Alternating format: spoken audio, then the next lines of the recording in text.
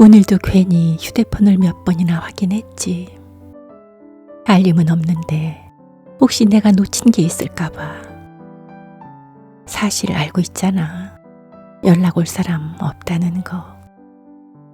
그런데도 손이 자꾸 가는 건 조금이라도 내가 필요한 사람이라는 증거를 확인하고 싶어서일 거야.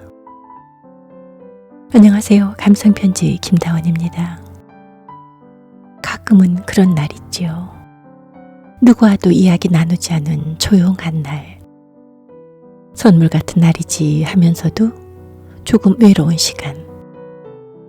그런데 그런 시간에 내가 겪은 짧은 순간을 누군가와 나누고 싶기도 합니다. 그럴 때면 읽은 책을 또 집어들 때가 있습니다. 류시와 신의 지구별 여행자입니다. 웃음이 절로 터져 나오는 이야기를 읽다 보면 지금 겪고 있는 일들은 아무것도 아니란 생각이 들며 마음이 가벼워집니다. 오늘은 인도인 운전사 바부와 함께합니다. 구독과 좋아요를 주시면 제가 더 큰 용기를 얻습니다. 사람이 끄는 손수레, 소가 끄는 수레, 페달 밟는 자전거 릭샤, 그 앞을 가로막는 오토릭샤와 너무 낡아 숨을 헐떡거리는 중고 택시, 결혼지 참금으로 받은 신식 오토바이, 앞 유리창에 화려한 꽃목걸이를 걸고 헤드라이트 중간에다 제3의 눈을 그린 위풍당당한 트럭, 난폭하기로 소문난 타타 회사의 초록색 버스. 이 모든 것들이 한테 엉겨 누가 이기나 보자는 듯 한치 양보도 없이 이 말을 맞대고 있었다. 그건 많이 아니었다. 소와 염소와 닭, 이따금 돼지들까지 특별한 볼일도 없이 차량들 사이로 비집고 들었다. 하지만 차에 올라탄 나는 주저없이 운전사 바보에게 명령했다. 찰로! 자, 빨리 출발합시다. 소음 가득한 지구별 인도의 거리에 또 하나의 경적수리를 보태며 내가 탄 택시는 거침없이 차량들 속으로 뛰어들었다. 운전사 바보는 이 세상에서 믿을 건 경적수리밖에 없다는 듯 귀가 따갑도록 클렉슨을 울려댔다. 그러면서 백밀러로 나를 쳐다보며 허풍을 떨었다. 당신은 좋은 손님, 나는 좋은 운전사. 바보는 내가 만난 어떤 사람보다도 머리 모양에 신경을 쓰는 남자였다. 앞주머니에 빗을 꽂고 다니면서 틈만 나면 머리를 빗어 올렸다. 심지어 운전을 하다가도 백미러를 보며 머리를 빗기 일쑤였다. 그럼에도 불구하고 내가 만난 어떤 사람보다도 촌스러운 머리 모양을 하고 있었다.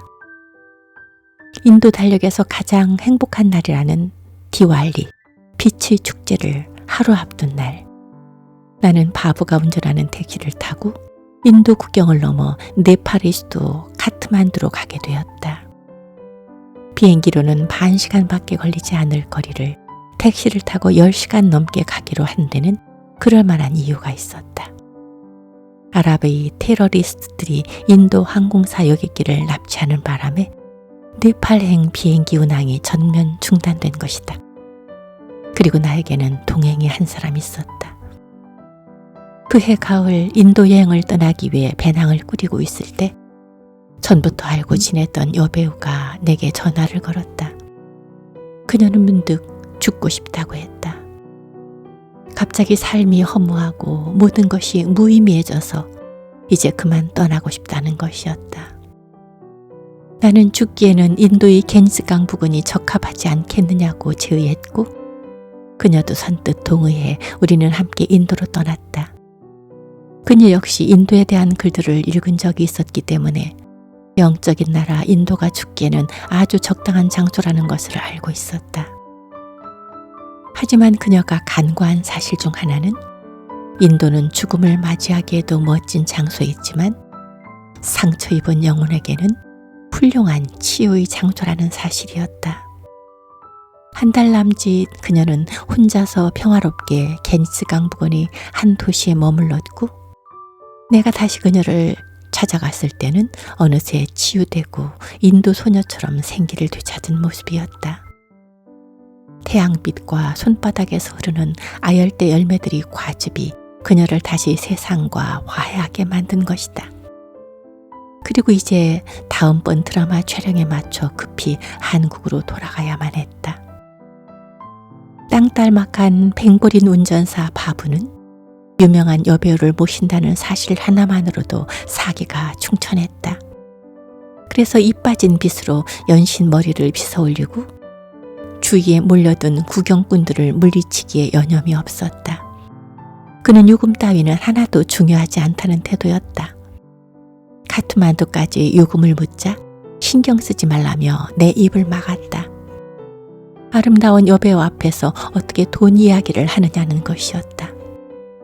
잔뜩 권위를 부리면서도 목에는 수건인지 목도리인지 모를 때 묻은 천조각을 두르고 있는 촌스러운 운전사 때문에 여배우는 참지 못하고 웃음을 터뜨렸다. 흑백 영화에나 나옴직한 1960년형 인도발 네팔행 택시.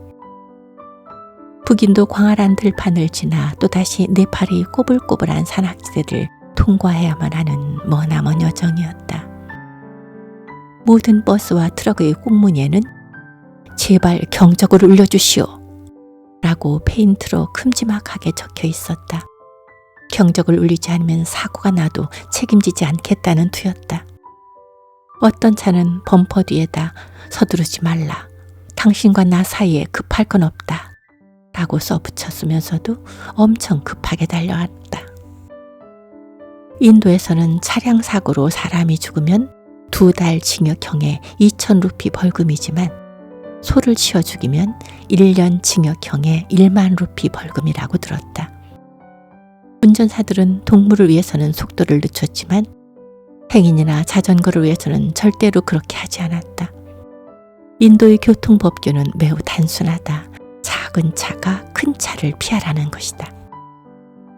옆차들이 너무 바싹 붙었기 때문에 마치 그 차에 탄 사람들과 한 차에 타고 있는 듯한 쑥스러운 기분이 들 정도였다. 그럴 때마다 바보는 옆차 안으로 고개를 들이밀고 지금 자신의 차에 타고 있는 귀하신 몸에 대해 사랑을 아끼지 않았다. 그러면서 이 여배우가 원한다면 자기가 기꺼이 한국으로 가서 주방장이든 운전사든 할 각오가 되어 있노라고 너스레를 떨었다.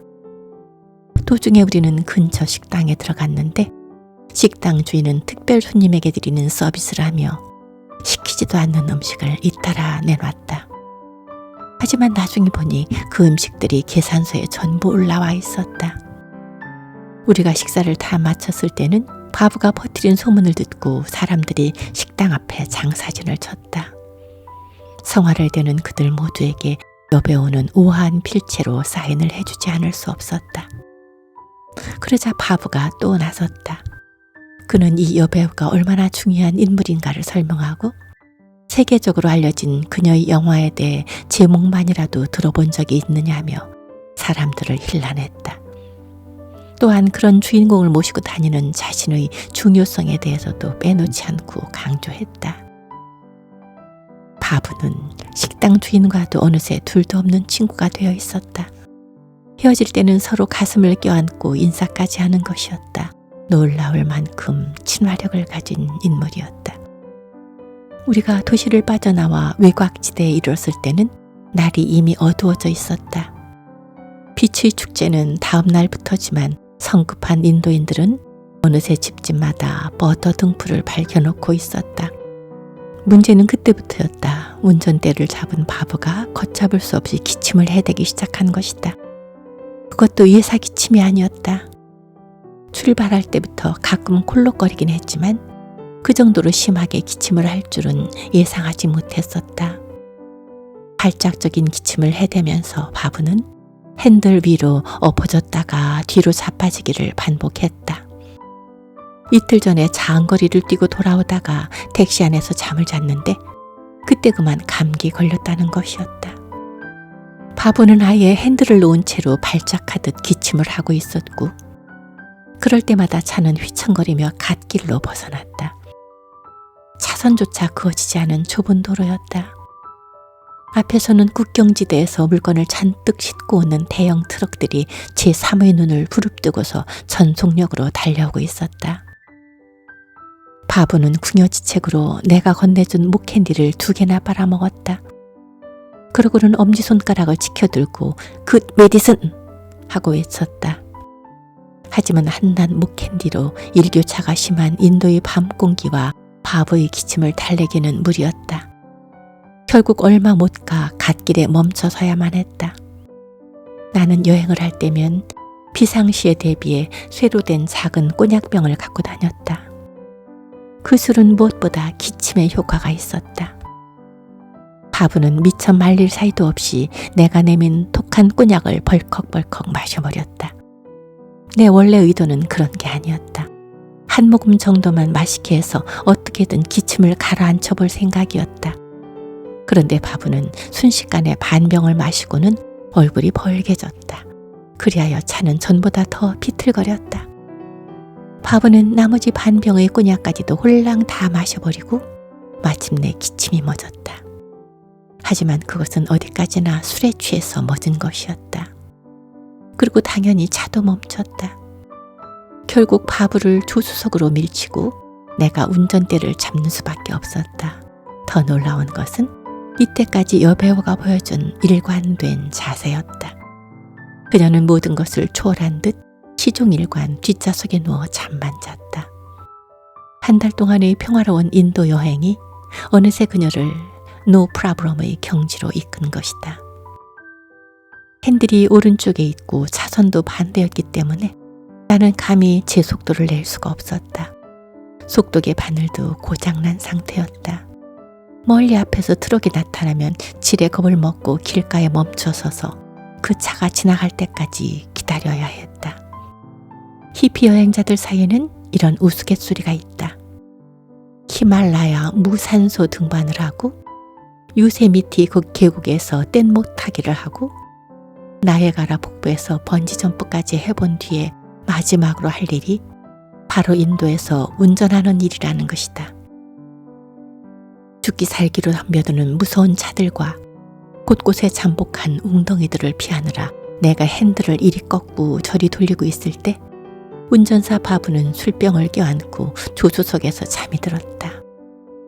몸과 영혼이 긴장해서 해방되어 희색이 만면한 얼굴로 마치 꿈속에서 여배우와 멋진 영화라도 한 편 찍고 있는 표정이었다.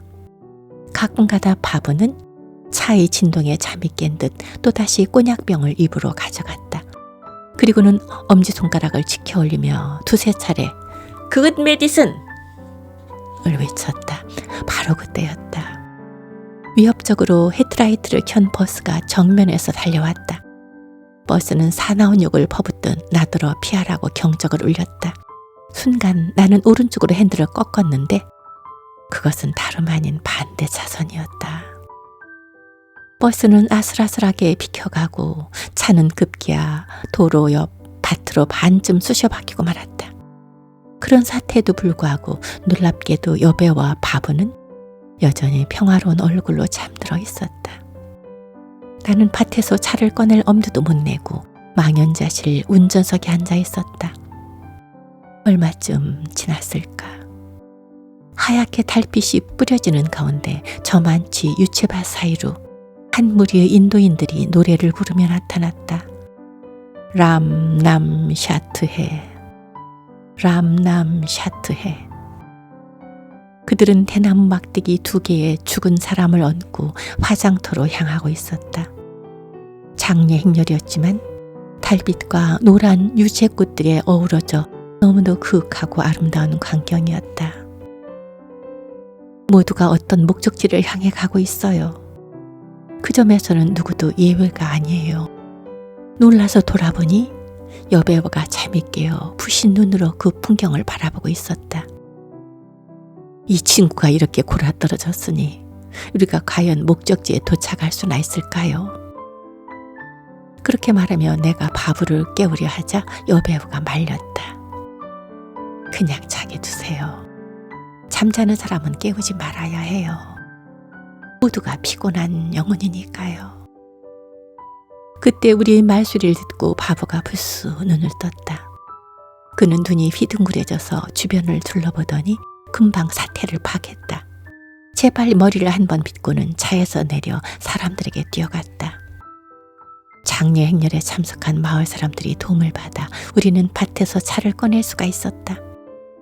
그들은 희뿌연 달빛 아래서 람남 샤트해를 부르며 차를 밀어 도로로 끌어올려 주었다. 죽은 자를 밭둑에 내려놓고 실로 고마운 사람들이었다. 바보가 다시 운전대를 잡았다. 그는 아직 입에서 술 냄새가 났지만 달빛 속을 잘도 달렸다. 앞에서 트럭이 달려와도 눈 하나 깜빡하지 않았다. 역시 노련한 인도 운전사다웠다. 나는 여전히 긴장한 채로 조수석에 앉아 있었고 여배우는 다시 잠이 들었다. 이른 새벽 국경의 관리는 자욱한 안개 속에 연신 뜨거운 차를 마셔대며 내 여권을 조사하기 시작했다. 그는 인도 입국 비자만이 아니라 그동안 내가 다닌 다른 나라들의 입출국 스탬프는 물론 여권이 제대로 가운데 처리되어 있는가까지 검사했다. 하지만 여배우의 여권을 검사할 때는 검사 범위를 주로 여배우의 얼굴에 한정시켰다. 국경이라고 해야 기다란 막대기 하나를 길 한복판에 걸쳐놓은 것에 불과했다. 그 막대기가 들어 올려지고 마침내 우리는 히말라야 왕국 네팔에 들어섰다. 한 달 뒤 내가 여행을 마치고 집에 돌아왔을 때 한 통의 편지가 인도로부터 날아 들어왔다. 바보가 보낸 편지였다. 그는 자신이 어느 때보다 잘 지내고 있음을 알리고 정중하게 여배우 마담과 나의 안부를 물었다. 누군가가 대필해 준 게 분명한 그 편지에는 또 이렇게 적혀 있었다. 쇠로 만든 당신의 술병은 내가 잘 간직하고 있습니다. 그날 차에 놓고 내리셨더군요. 그 술은 정말로 굿 메디신이었습니다. 그것 덕분에 기침이 완전히 멎었습니다. 당신이 다시 인도에 오면 술병 돌려줄 것이고 급히 필요하다면 소포로 붙여줄 수도 있습니다. 나는 가는 곳마다 우리 여행에 대해 이야기합니다. 언젠가 또다시 그런 여행을 할 수 있게 되기를 신에게 기도합니다. 지난번 우리가 하루 전에 떠나느라고 놓쳐버린 비추 축제 사진을 여기에 동봉합니다. 당신들의 충실한 친구 바브로부터. 그러고는 신문에 실린 비추 축제 사진을 오려 편지지 밑에 풀로 붙여놓았다. 겐지스 강이 사람들이 켜놓은 작은 꽃등불들로 수십 킬로미터나 덮여 있었다. 인도 여행을 하고 난 뒤 여배우는 까닭없이 밀려왔던 삶의 허물로부터 벗어날 수 있었다. 완전히는 아니더라도 우리가 어떻게 삶의 허물로부터 완전히 벗어날 수 있을 것인가. 육체를 갖고 살아있는 한. 하지만 나는 알 수 있었다. 그녀의 마음속에는 충실한 운전사 바보와 마음을 열고 다가와 그녀를 치유해준 수많은 사람들이 언제나 자리 잡고 있음을. 저도 압니다. 제 마음에 들어온 그 많은 사람들이 저를 치유해 주었음을. 그리고 오늘도 걸어갑니다. 여러분에게 진한 응원을 보내는 오늘입니다. 고맙습니다. 다음 주 토요일에 뵙겠습니다.